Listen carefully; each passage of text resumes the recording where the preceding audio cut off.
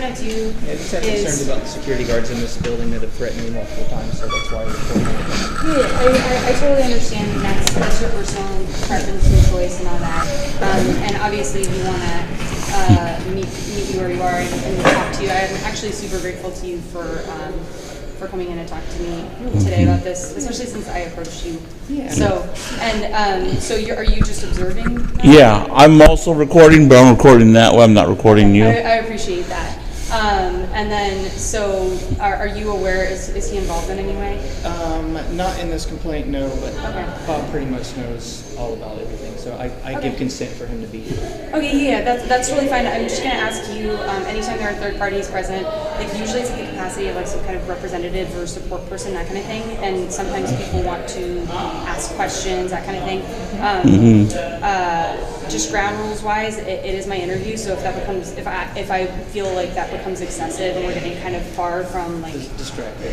yeah, that kind of thing, I might rein it in, but also you're totally welcome to do that, and we'll just kind of communicate about that. Yeah. So, and your name, just so that I know who is here, your name is Bob, Yeah, and what's your last name, or what do you go by? I just go by Uncle Bob. Okay. That's like your internet handle kind of thing, or? No. No? Okay. Uncle Bob. Yeah, my actual real name is Robert West, and that's my YouTube channel. Okay. Awesome. Thank you for that. All right. So what I'm going to do is, as long as you guys are comfortable with it, I'm going to start my recorder and we'll get the interview going. All right.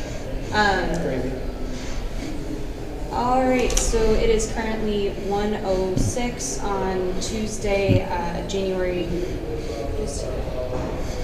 You guys know the date? 14th or 15th. I think it's the 14th, I think you're right. Oh, no, Tuesday, January 15th, excuse me. I am present in the City Hall main lobby with Mike Bluehair, a.k.a. I'd rather not have that on Fox recording, have to edit it out, but okay. Yeah. Okay, sorry about that. Here we And also present is Robert West in the capacity of a neutral observer who may chip in, but that would be, if he does, then that's the third voice on the recording. So yeah, we're in the City Hall lobby, and we're going to start an interview with Mike Bluehair regarding the notice that he sent. So I guess I wanted to start out by talking to you in just kind of general terms about what you observed on August 4th. I had the privilege of seeing some of the videos that you submitted to our office after the protest, so I have an idea of like where you were approximately when the line started moving up Columbia and that kind of thing. But I don't know anything about the subject of your complaint, about being hit with a marking round and about tear gas and that kind of thing. So That's all in the video, but okay. Ask questions and I'll give you specific answers. Okay, well, I guess can you just tell me in narrative form kind of where you were? I knew you were just filming as a neutral observer, right? So where were you when this occurred, and approximately when did it occur in relation to? Standing on the edge of a wall when things first started, like a little wall around some plants. I had a vantage point to shoot up high, down low, like above people's heads. Okay, and that would have been at the corner of Columbia and NATO, right? Yeah. Like in front of the Marriott there? Yeah, right in that area, yeah. Okay. I don't remember the name of which building is on which side of the street, but there's only like one wall there that protrudes out that you can stand on, I believe. Yeah, like a cement, like concrete type thing? Okay. Yeah, and I saw that I think I've seen the recording you're talking about when the flashbangs go off and you're kind of behind and I can to tell the you what I left. observed. Well, so I'm not so concerned with what you observed, like overall, so much as where you were when the things in your complaint happened. So, Sure. did the being hit with a marking round, for instance, I'm assuming that happened after the flashbangs were fired and the That light went happened out? a couple minutes after the police started pushing the crowd back and using less lethal quite literally into the crowd. They were using sting balls, which is a device made by I think it's Defense Corporation, and Safariland is their little subgroup that manufactures the thing. Okay, The I sting think you balls sent that they were a throwing. link, right? I sent a link to the marking round. Okay. Manufactured by the same manufacturer that hit me that I saw it hit me. I felt it hit me. I leaned over and picked it up in the video, and I explained that this just hit me.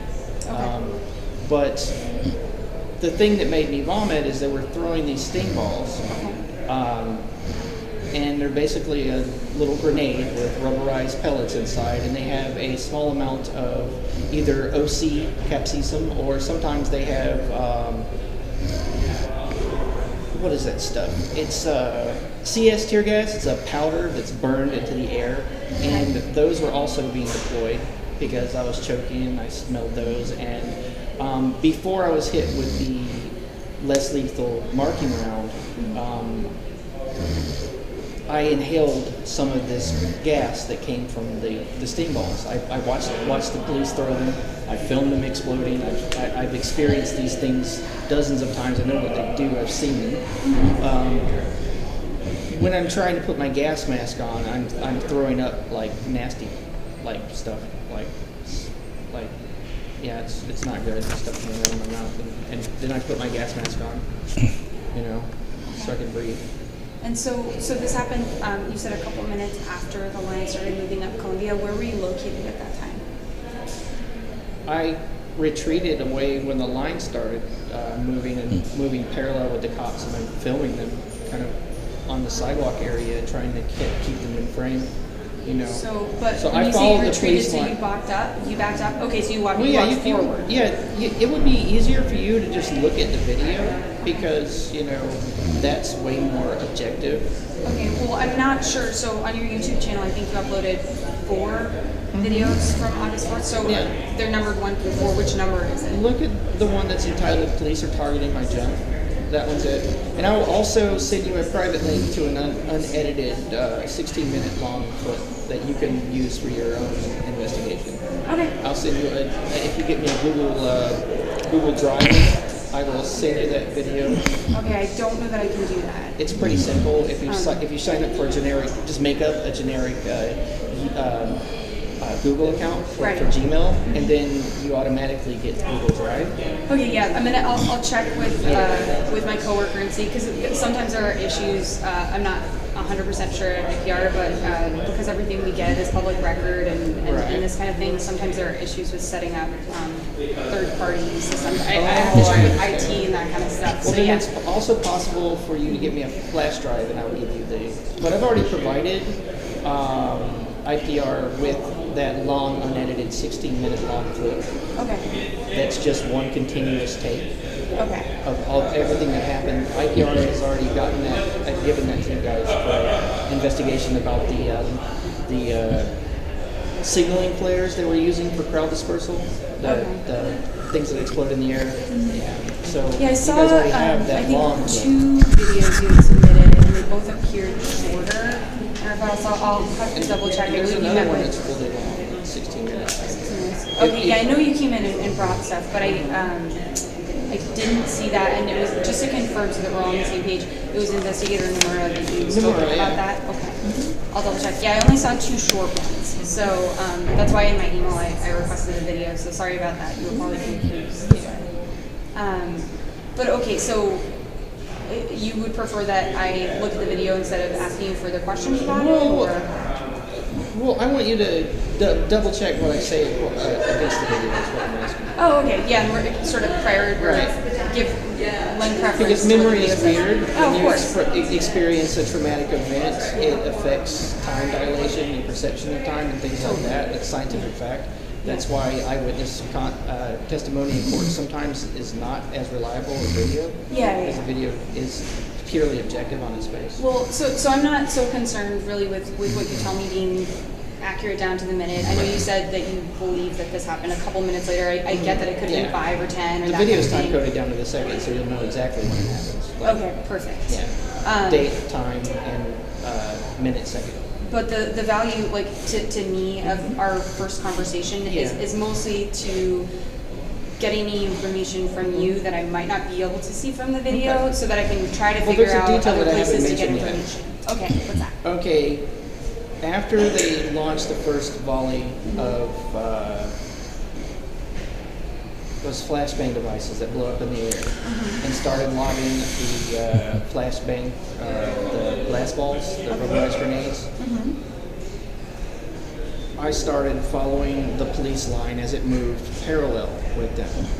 One of the officers points at me from that line, the phalanx of RRT squad that's moving forward, because the rapid response team is the guys in right here. As it's moving forward, one of the guys on there points directly at me like this, and I think it said, "What, the left?" or "What are you pointing to?" Because not more than 2 minutes after that, I'm hit with the marking round, And so, about 3 or 4 inches above my twig and berries. okay, and so something I'm a little bit confused about, and I just want to make sure that I'm clear about this. So, where you were located as the flashbangs were fired, you would have been then behind the line, and it sounded like you were following them, maybe several feet behind. I'm not sure. I was from several what you feet in said. front of the police, walking backwards. Oh, okay, so you ended up getting. So yeah, did the you phalanx like? is moving at me like this, and then I'm moving backwards like so, and then eventually they start to pass me a little bit, and then I start doing parallel, Okay. right? While I was walking backwards, one of the cops in the phalanx Pointed points you at me out. like this, and I say, "What are you looking, or what are you pointing me for?" And then it happened. Okay. And then a little, not more than 2 minutes after that, the video will tell you, it might be 3 minutes, who knows, but like very shortly after that, I was shot with Leslie Thorne. Okay, and then just so that I have some at least rough idea, at that point would you have been, because I know they went down Columbia and I think they crossed through the intersection with First and went all the way up to Second, Yes. maybe? So do you like remember approximately where you would have been in that? I think push? it was nearly in the center of the intersection, possibly. Oh yeah, First. Right, when I got hit. And then Center of the so next intersection down.